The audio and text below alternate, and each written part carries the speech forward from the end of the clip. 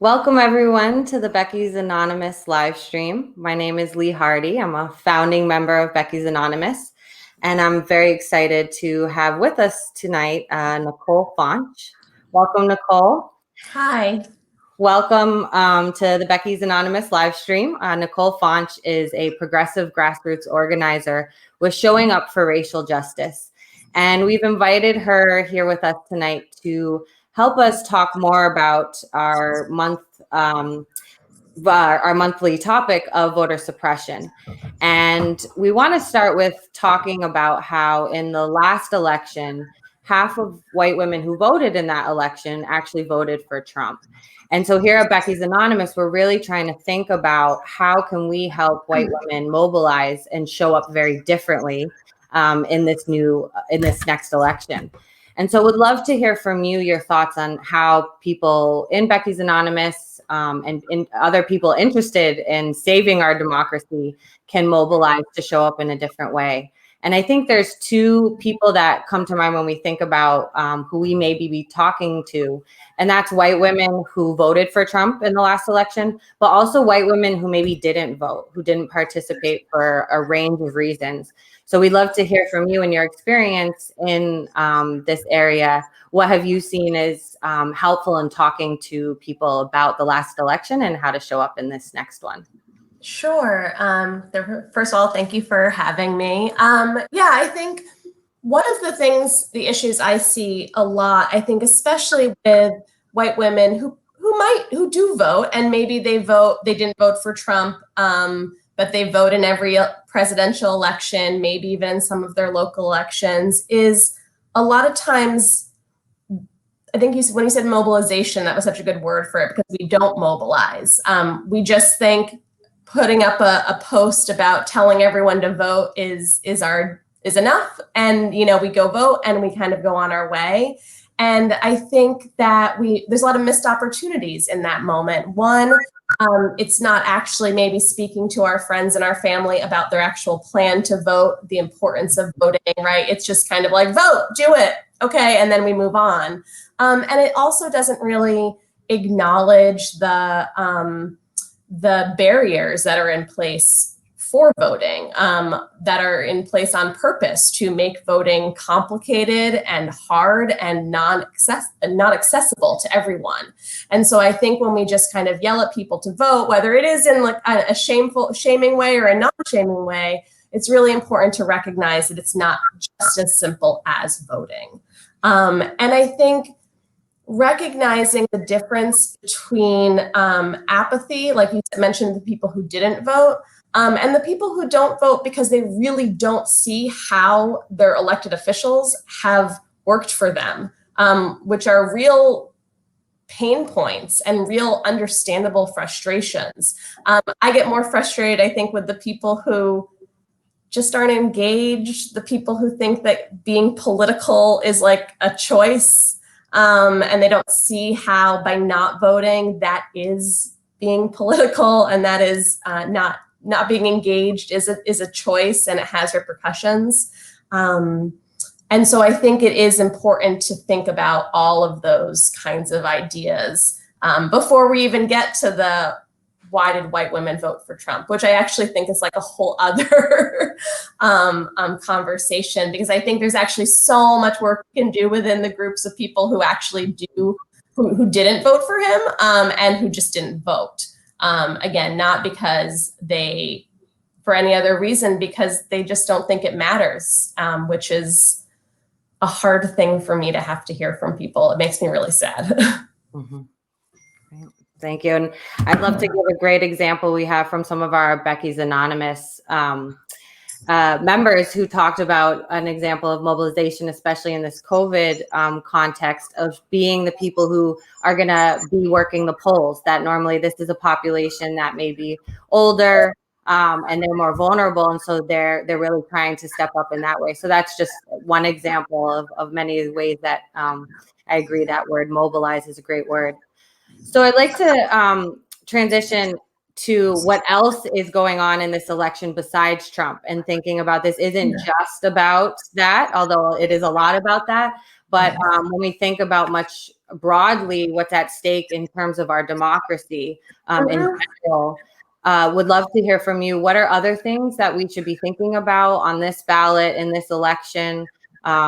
Just want to hear from you on that. Sure. And I think, going back to just kind of this idea of voter suppression and all of the ways that it is so hard for people to vote, people who often it really has been you go vote in person on the day, the election day, and that's how you participate in democracy. And that is so prohibitive to so many people. People work, people don't have the ability to stand in line for all sorts of reasons, childcare, et cetera.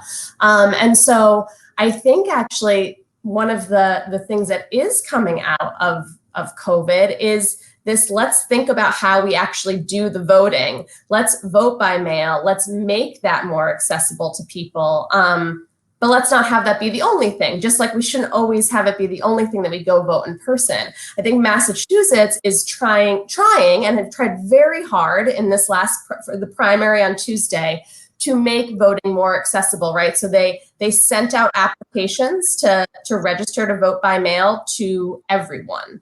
And then, so you could request on that application a ballot for September and a ballot for November. We also now have early voting in Massachusetts. So there were polls that were open so that everyone doesn't have to go necessarily on one day.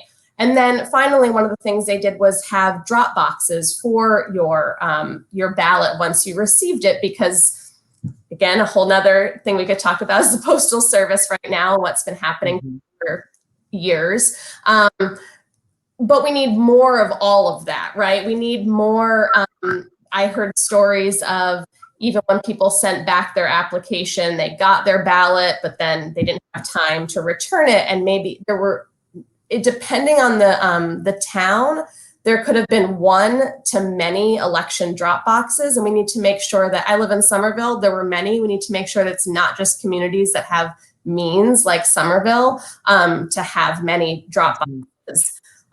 So we need to kind of look, I think it's a good opportunity to look at how our primary went and then see how we can do better for November, because we need to have not just one option, we need to have all of them, and we need to have them all working well. And this is where I feel like other people can also use their voices.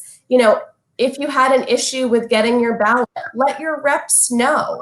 If you know of friends who had issues with ballots, tell them to let their reps know. If you have the ability to see what the communities around you had in terms of drop boxes, try to figure out how we can have more drop boxes before November, right? It has to be, each person doesn't necessarily have to do all of the things, but we all need to be doing a lot of those things to kind of make it better for everyone.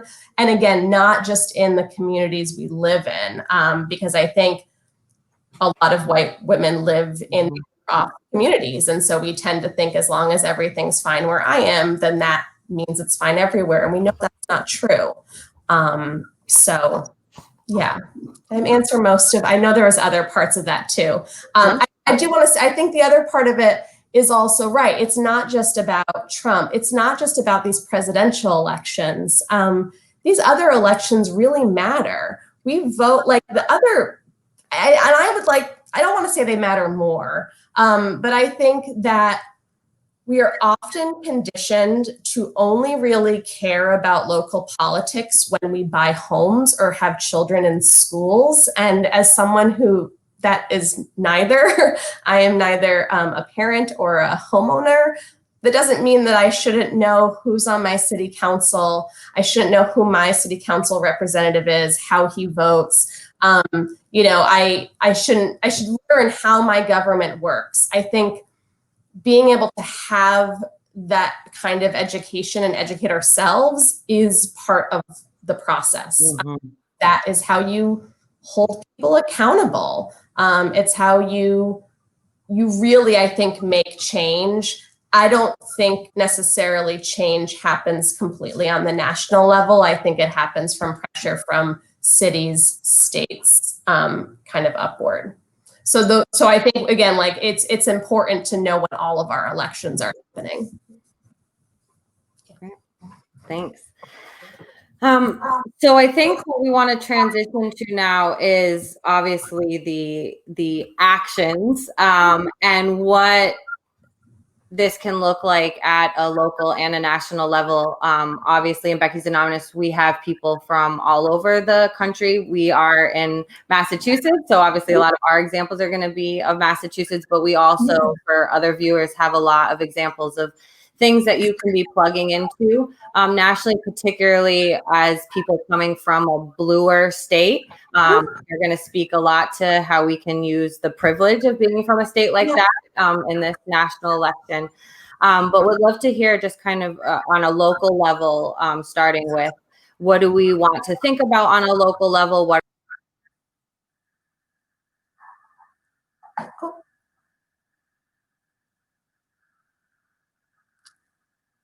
think it's just me somehow. I'm not quite sure how that happened, everyone. But I will, oh, there we go. Ooh, I don't know what just happened. We're back to sorry about that.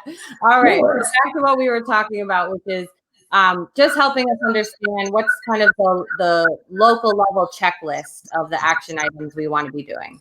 Yeah, I mean, again, I think, you know, like I said, looking up what is voting going to look like in your town and your county for November. Again, I think, especially in Massachusetts, they are going to look at this past week's primary. I'm sure they'll make some adjustments. But for folks who are in other states, yeah, I mean, those decisions are being made.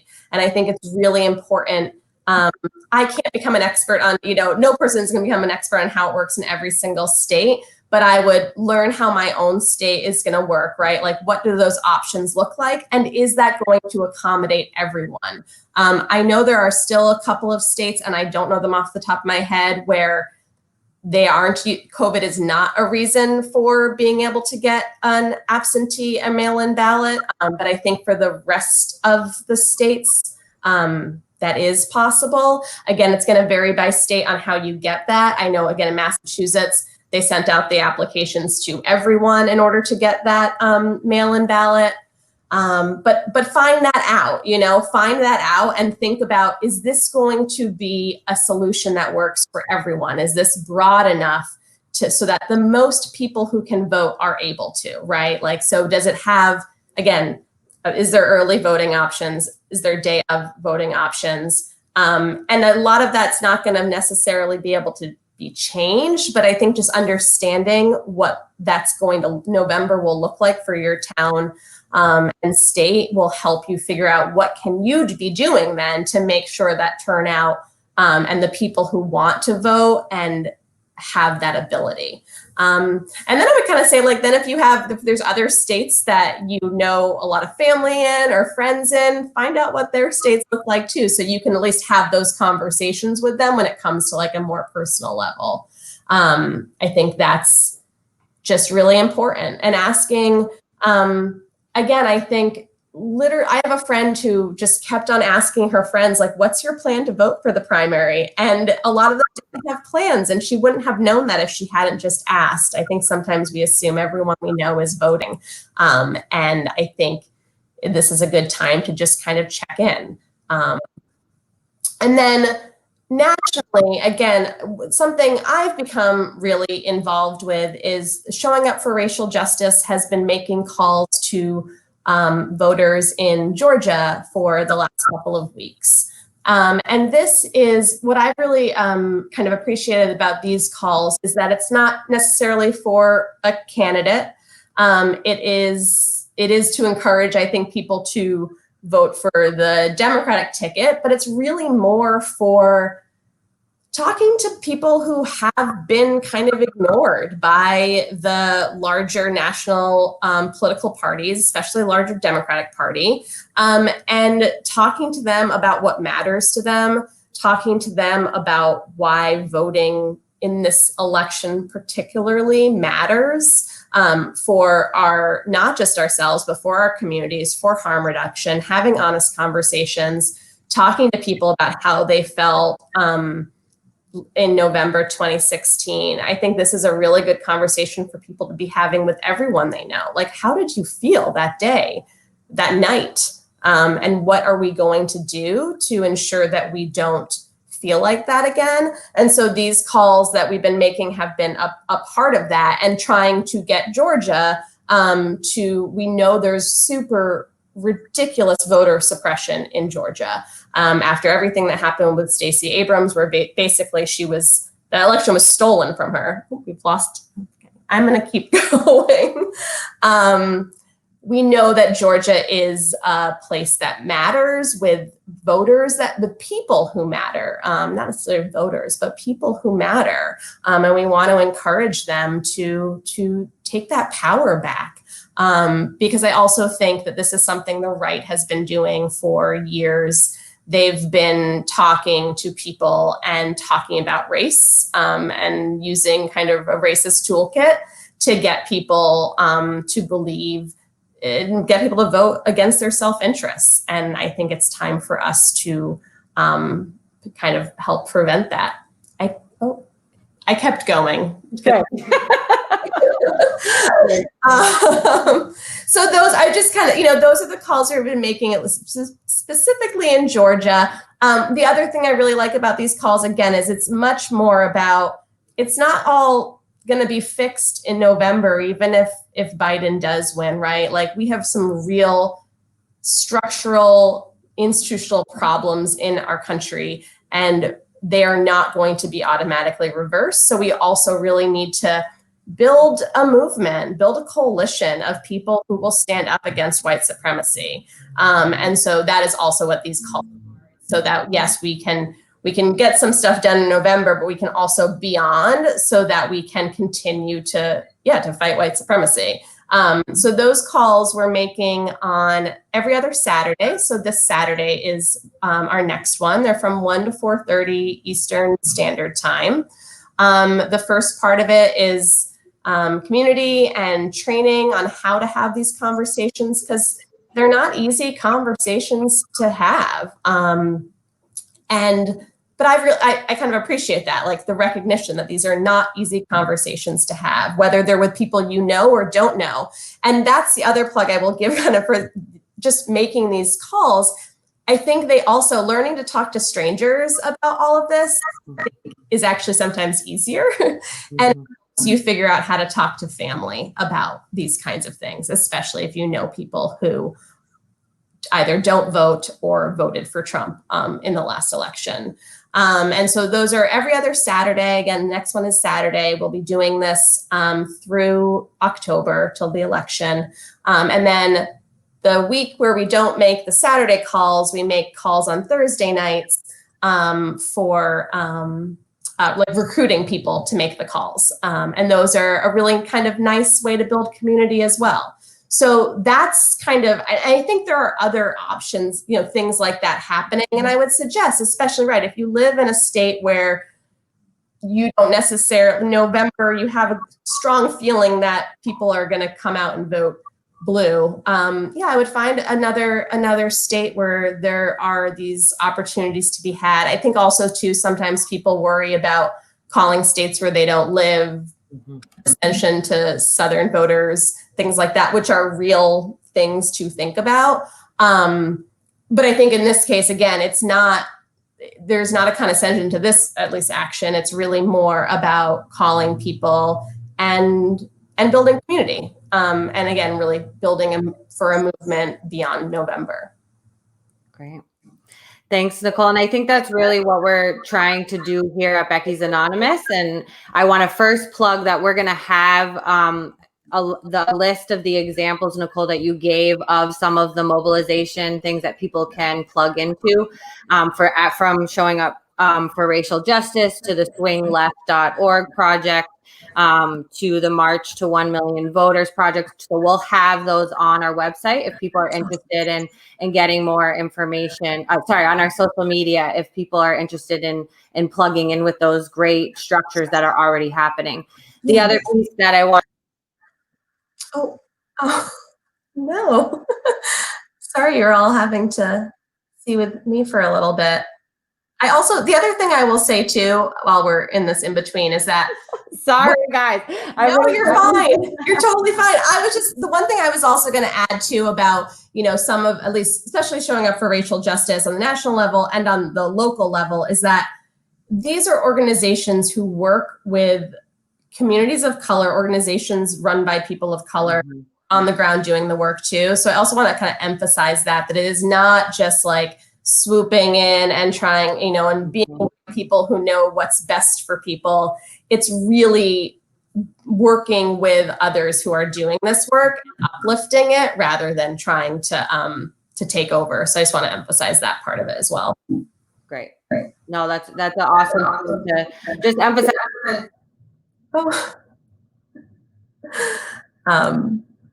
Yes. Yeah. That's, I think that's always really important in this work and really in anything that we do as white people. All right. So in addition to sort of the specific regional mobilizations that we just discussed, I wanted to also just shout out our next intro circle for Becky's Anonymous is going to be on September 16th. And a big part of this is going to be starting to think about after the election, what have we been building to, as you made a point, the day after is really when the work starts. Whichever way it goes, there's going to be a lot of work to do.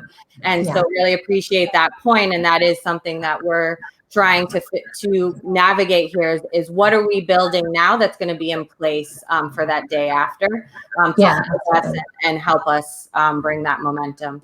So just want to plug our Patreon and our social media. We'll have information on all of the great regional initiatives that Nicole has mentioned, particularly for those of us in Massachusetts. We want to plug into using our privilege coming from the state to help put our time into thinking regionally about how we can be part of this movement.